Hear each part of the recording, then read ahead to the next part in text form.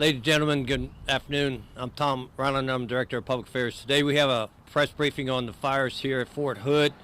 I'll be followed by Colonel Chad Foster, who's the Garrison commander, who will provide opening statements, and then Chief Lima from the Directorate of Emergency Services here at Fort Hood to give you a status of the fire, and then Mary Leathers, who's with the Texas Forest Service, who will give an update on their participation in this firefighting efforts. Then they will take your questions, so if you please hold the questions till after their opening statements. And then after that Q&A session, then Colonel Foster will provide a closing statement to wrap this up. Colonel Foster. Okay, as Tom said, I'm Colonel Chad Foster. I'm the Garrison commander here at Fort Hood, and we're going to give you an update on the ongoing fires in the training area here on Fort Hood. As also stated, I have Chief Andrew Lima, who is our fire chief for the installation within our Directorate of Emergency Services, and Miss Mary Leathers from the Texas A&M Forest Service, who is among many local and state entities that are here supporting us in fighting this fire. Just bottom line up front is currently we don't have any lives that are in danger. No one has been injured. We had some homes right off the installation in the vicinity of the town of Flat, Texas, to the northeast of the installation, just a little south and east of Gatesville, that had, where we were a little worried about the fire had gone off the installation a little bit, and some of those homes in that area were threatened. However, those homes are not threatened at this time due to some timely intervention by our elements and really with a lot of help from state and local entities and fire fighting assets to get that area a little bit more protected. We still have a lot of work to do, but as of right now, those homes are no longer under threat. What started this fire, just to give you a little bit of a background. So this really started last week with some smaller fires on the south side of the installation training area. We are not 100% certain yet, but all indicators point to small arms fire and some mortars that may have caused the fire on the installation to start. I can assure you that this was not caused by a controlled or prescribed burn, because we had none of those going on at the time when this fire started. So that was not a cause for this fire. And really, late last week, we thought we had things pretty well in hand, but on Sunday, I think as everyone that was in the area will attest to, we had a pretty significant shift in wind conditions and hotter temperatures on Sunday too. So in the span of about 2 hours, roughly, winds picked up significantly and the direction of the wind changed, which caused the situation to deteriorate quite a bit, which led us to kind of where we are now. But a lot of work has gone on really over the last day through the night and into today to get us in a better spot. And I'll leave the technical side of that and some of the updates to Chief Lima, but let me just give you some things that'll help you as well. I do need to thank, I want to do that one more time because how important it's been for us, all the support from the local area, local and state, Bell, Coryell, Williamson counties, the municipalities, many of them throughout those counties have lent us aid and assistance and really have been just, as usual, great partners for our Army and our installation. But we've done a lot of things over the last few years to mitigate the risk of fire, wildfires and potential damage from fires breaking out as a result of our live fire training on the installation. And I'd just like to give you some numbers on that because I'll tell you right now, if we had not done those things over the last couple years, this situation had the potential to be a lot worse than what it is. And while we're not yet completely out of the woods yet, we still have a lot of work yet to do. I think as the hours go on, conditions permitting, we're going to be in a much better place. But we've done a lot of controlled burning over the last really 3 years, with even more in really the last several months than what we've done previously. And you're talking about a total of about, up to this point in this year, going back to all the way to 2020, we've done 35,688 acres of prescribed burning. And what that does for us, that eats up that fuel, that makes it less likely for a fire to take and definitely to spread out of control. And then we've also done a significant amount of maintenance on our fire breaks throughout the installation. 844 miles of fire break maintenance, really going all the way back to last year, to FY, fiscal year 21. So a lot of great work has been on that. And as you can see, that even under the best of conditions, given how dry it is here in Texas, given the amount of training that we have to do here, vigilance is always necessary. And again, luckily we have that great partnership with Central Texas to help us through it. So I'll stop right there. I'm going to turn it over to Chief Lima so he can give you an update from a professional firefighter's perspective, and then we'll have Mary come up and give you a little bit of a perspective from another agency that's been helping us out here on the installation. So, Chief.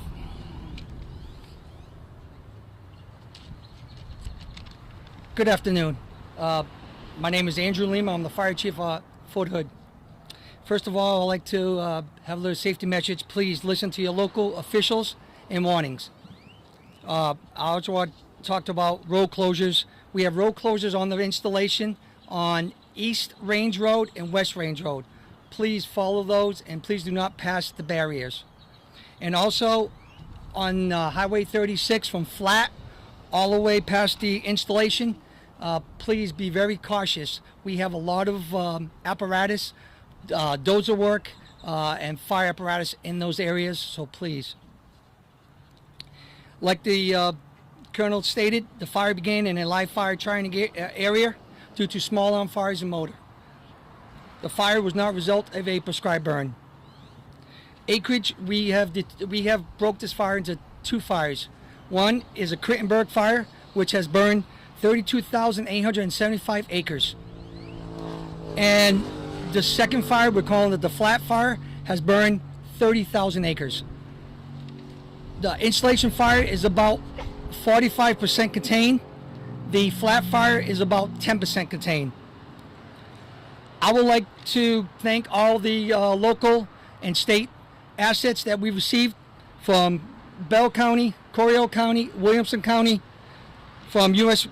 Fish and Wildlife, Texas Department of Wildlife Game Wardens, Texas A&M Forest Service, Coryell and Bell County Emergency Management, the Bureau of Land Management and Texas Public Safety, and also the Texas Army National Guard.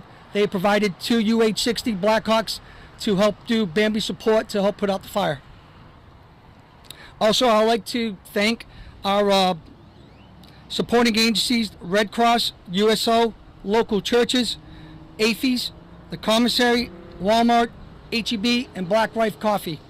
I would like to thank them. They have given a lot of support, a lot of donations to help our firefighters. At this time, we have no structures that were involved, and that's both at the Flat Fire and also on post. No structures have been involved. In condition of the fire crews, there is no injuries to report at this time. Thank you.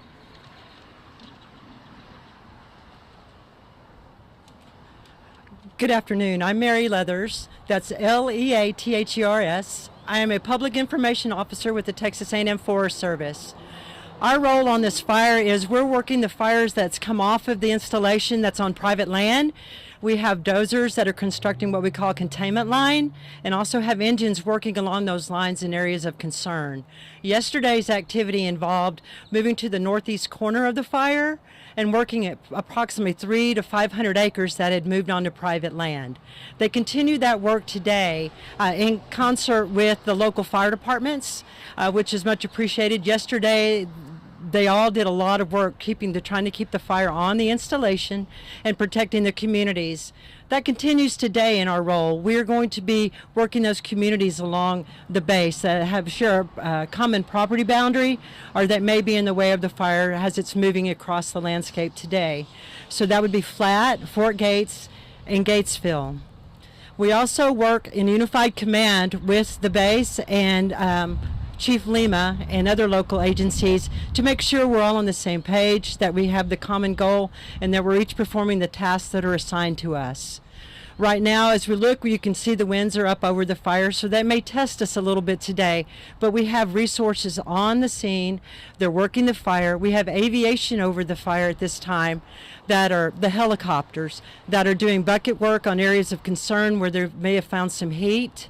One of the things that we're doing also is we have an aircraft that's called a multiple mission aircraft, and it is actually flying the fire, giving us more mapping detail and infrared flight information that's picking up the heat signatures so that we know where to put resources to keep this fire in what I'm going to call the box. We've defined areas where we want to hold the fire, and that's what we're doing right now. Today, if you look across the landscape, you can see that it's much better than yesterday. You're not seeing the large columns. There's still heat in the area, and so we're being very diligent with the Fort Hood Fire Department, with local resources working in and around the base. We're also being cautious as we work along these areas, working from the road most of the time for safety's sake. Our aviation yesterday, we flew the helicopters. We flew the fire bosses, which is a single engine air tanker that actually uses water instead of retardant. We used the the large air tankers for retardant. We were trying to put lines down to slow the fire so that the ground resources could in there and start to slow the fire down, because what happens is the aircraft can help us to slow the fire down, but it's those ground resources that are going to help put the fire out. Our plan today is to continue staffing. If we see a need for additional resources, of course, we'll work back through the incident command system and get those resources ordered. I would commend Fort Hood for their land management. They're very vigilant on maintaining the landscape and the fuel loading in and around the ranges because of their activities, just training the soldier for combat. Some of those things that we're not aware of that could pose a hazard. That's one of the reasons why you don't see us marching across the landscape. We're being very safe and diligent in what we do, working from the roads and predetermined areas that have been approved by the incident commander and those operation chiefs that are on the ground.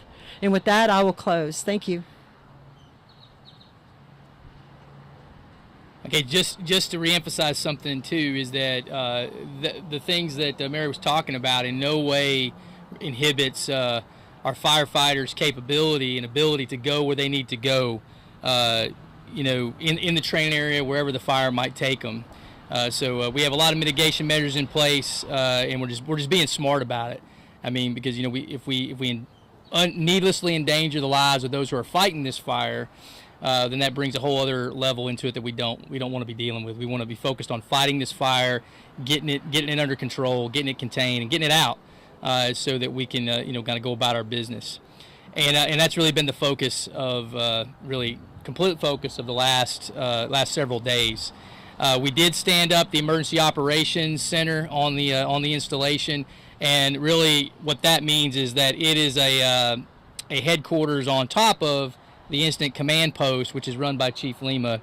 And what that Emergency Operations Center does is it allows Chief Lima and the firefighting professionals to focus on fighting the fire and not on reporting and doing some of the other things that might be necessary for our higher headquarters. And it also allows us to take that communication with the larger community off their hands a little bit too. Now, there's plenty of communication going on with those emergency responders, firefighters in the community. That's direct. Those professionals are going direct with Chief Lima and his team. But for example, today had a good session with both the Bell and Coryell County judges, talking to them and giving them an update on the situation. And that's something that we take off of the Instant Command Post's hands so they can really focus on what they need to do to get the fire under control. So without further ado, I'll go ahead and take your questions. Sir. Chief, can you explain how this fire grew? This time yesterday, about 15,000 acres. Now we're over 30,000, so it's doubled in size. Was that basically because it flared up, or was it some backbuilding involved that was trying to eliminate fuel to contain it? That was both, sir. We did put some fire on the ground to contain the fire, and also it ran on us. About 1,400 yesterday. The RH leveled down. That's the the moisture in the fuel went down to about 6. And with the wind driven, it drove that fire. And like how we like to call it, it came out like a train. It was moving on us. Can you give us those numbers one more time? Yes. On the insulation, 32,875. And on the flat fire, 300 acres. And are we still calling it the Crittenburg Complex Fire? Yes, the Crittenburg.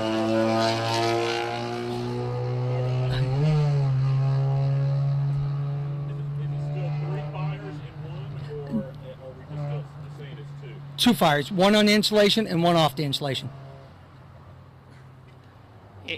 We tried to simplify it a little bit because, like I said, it started off, as a single fire, and then there were a few others that kind of came out of that really late last week, and then we've had some mergers of those fires to simplify things for both the visualization and for the deployment of assets.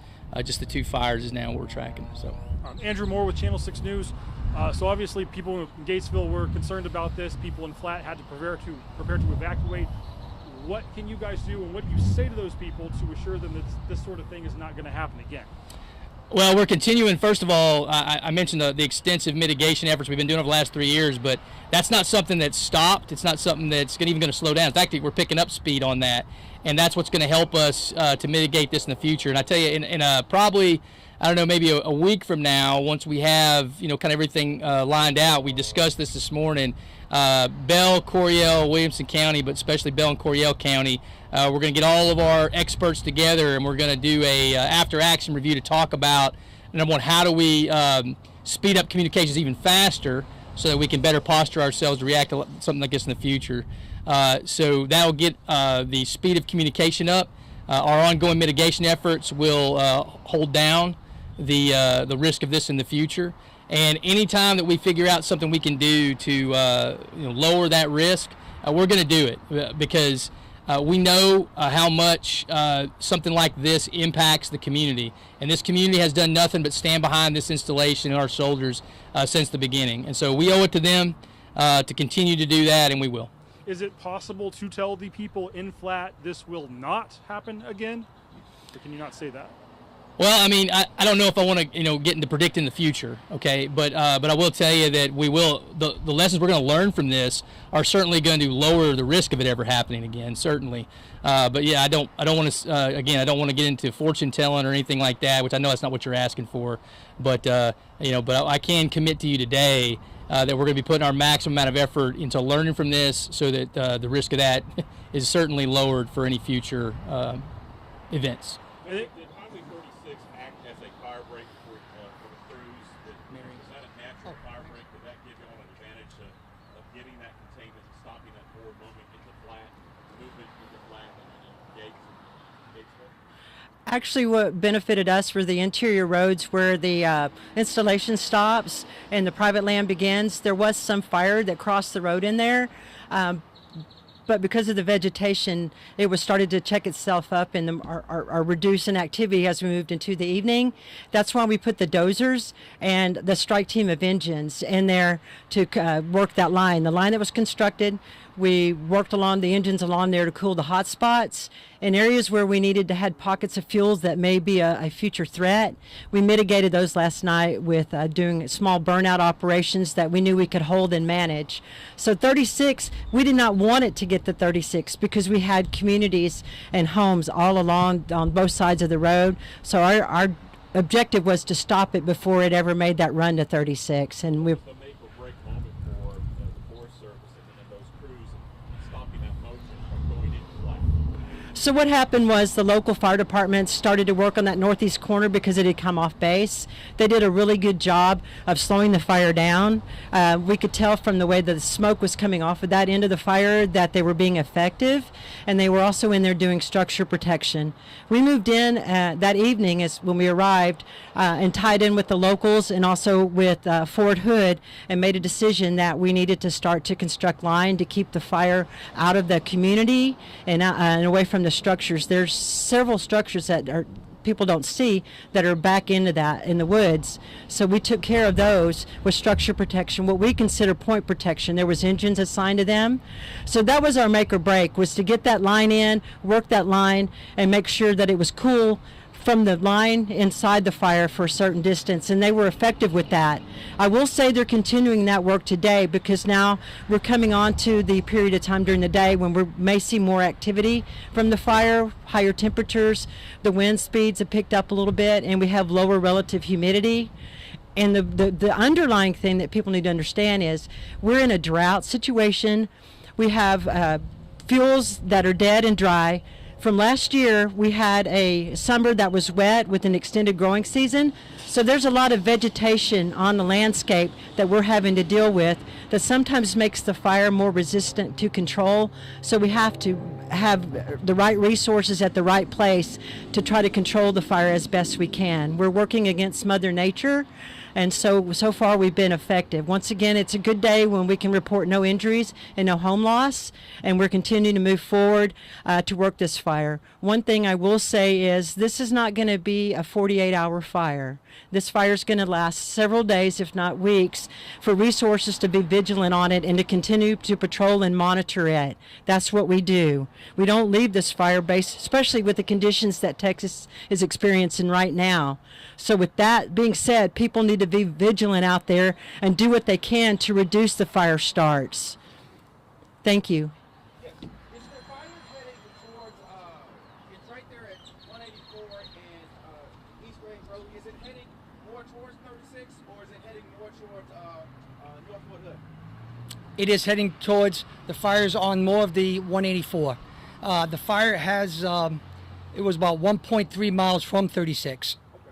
And so 36 is not in danger. They're gonna, all those small communities along there, they're good to go. They may see some smoke, but other than that, they should be relatively okay. Sir, like we said earlier, it's only 10% contained. So everybody has to be vigilant and make sure that they listen to the local and warnings of the locals. Thank you. And so, Adam Schindler, 25 News. Can you kind of explain how this fire started? People around here, especially in the clean area, used to hearing them starting on like the heavy firing ranges, but this started on a light firing range. Can you kind of explain that for people that don't understand? Yeah, so Chief Lima talked about, small arms fire and mortars. Those is a combination of those two things right now that we think is what led to the fire breaking out. So you're right. Under normal circumstances, we generally see our tanks, our bigger guns, our artillery systems, our Bradley fighting vehicles that have the larger caliber weapons are the ones that generally start these fires more often.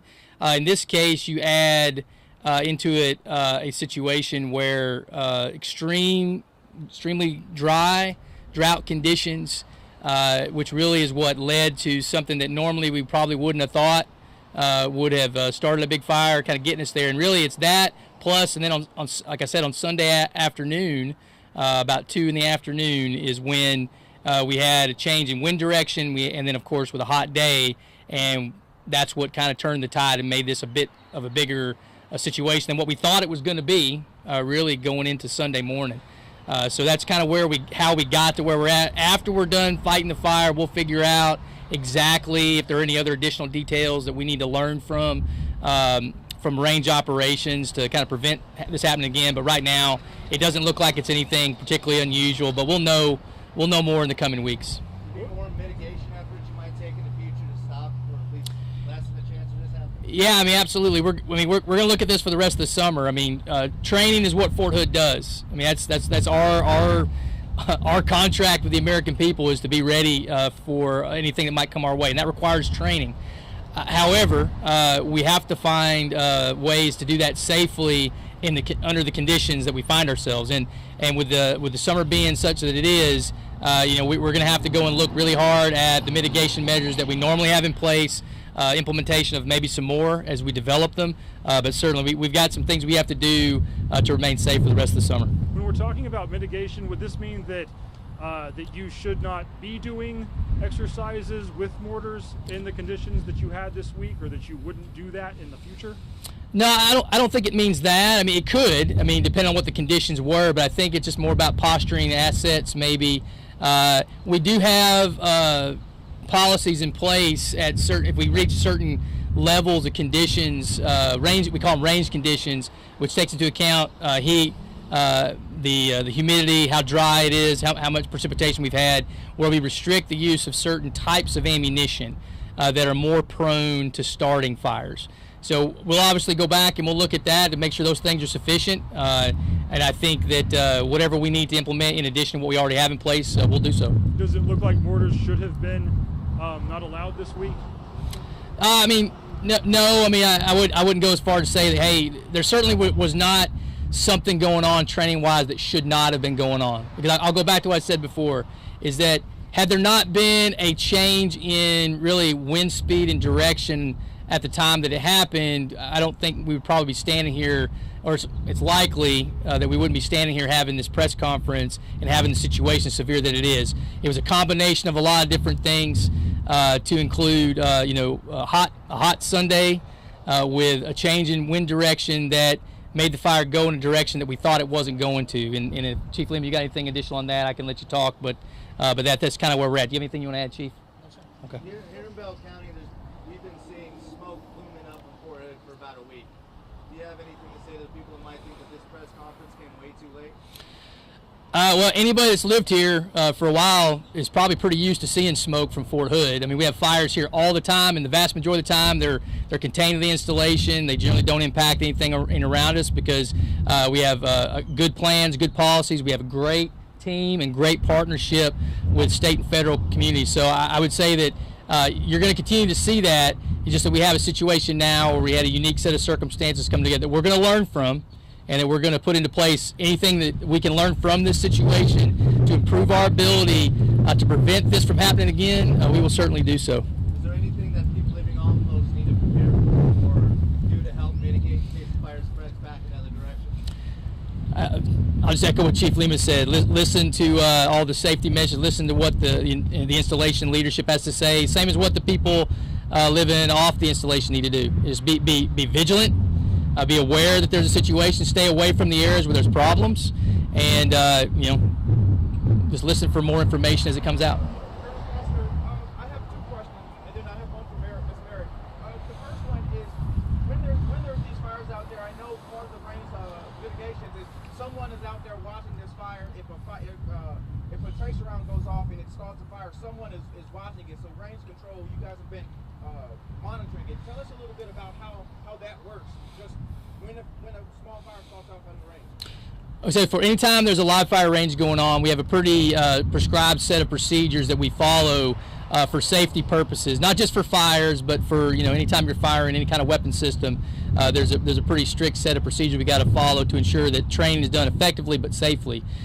So every range it has a range officer, an officer in charge, a non-commissioned officer in charge, and a range. We have safety people that are specifically dedicated for safety purposes on that range and the execution of training, and that encompasses everything from safe handling of weapon systems, all the other type of accidents that might occur, and of course fire mitigation.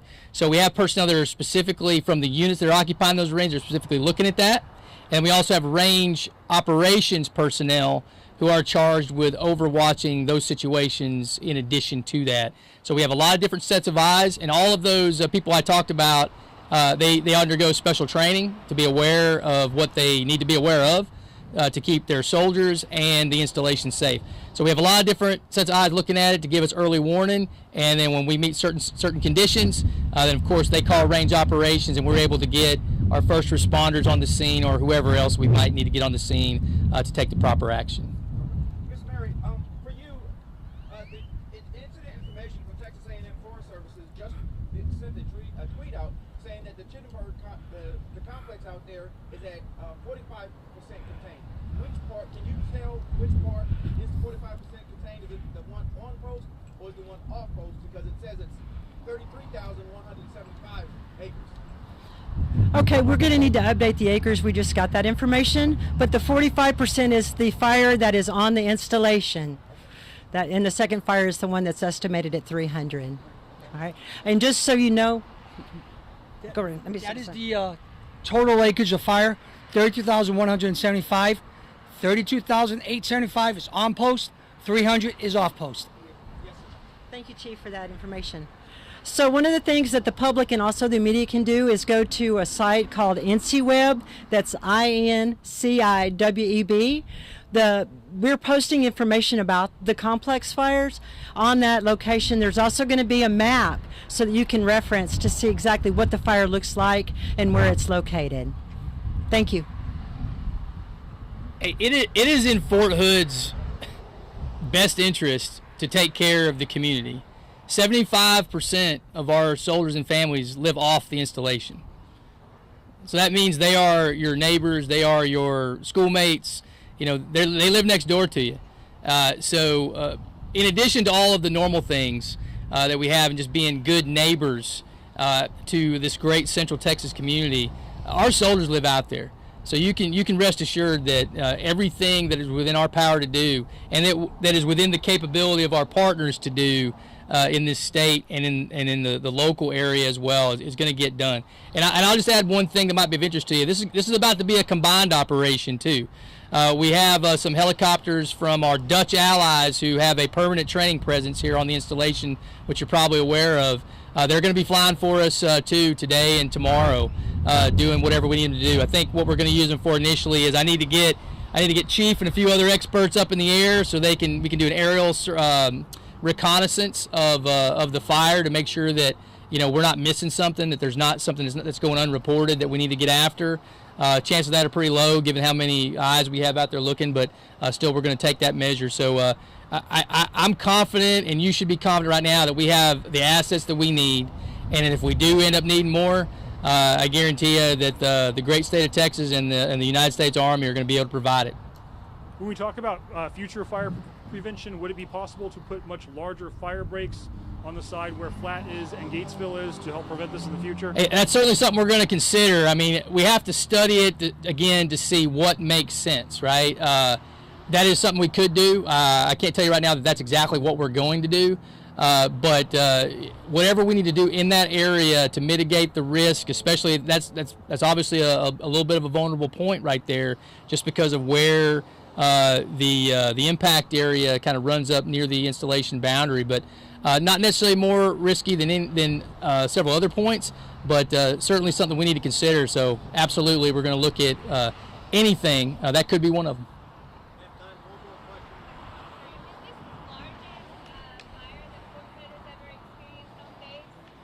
Is it? Okay. I should probably let Chief talk about anything specifics on that. I know we had back in 18. I think probably most people remember, we had 18. We had a big one. We've had several big fires on the installation. This one's pretty big, obviously, and you know, got on us pretty quick.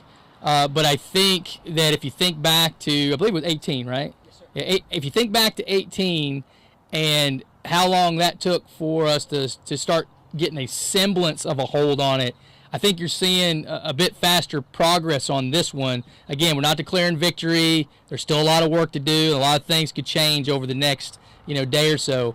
But I think what you're seeing is the result of a few things. Number one, you're seeing the result of those mitigation measures that we've been undertaking for the last, 3 years. Okay, number one. Number two, you're seeing fantastic coordination and cooperation between our assets on the installation and our state and local partners. I mean, I tell you, I could not have asked for better support on the installation than what we've gotten. And one thing that I'm not sure if I said it earlier or if anybody said it earlier, while incident command is split on the installation and off the installation, we are co-located. Our incident command, centers are co-located. So what that does for us is that allows us to avoid any type of stovepiping of information. It allows us the most rapid coordination as possible. And if, for example, if something were to arise off post where the local community would need their assets back or need other assets to help them, this allows Chief Lima and our team from Texas A&M Forest Service to coordinate that to help the community off. This isn't just about Fort Hood. Okay, that should be pretty clear. So if we were to have that situation arise, we would be able to do that very quickly and very effectively, and I have absolute confidence in that. Hey, thanks for everybody coming out today. Thank you.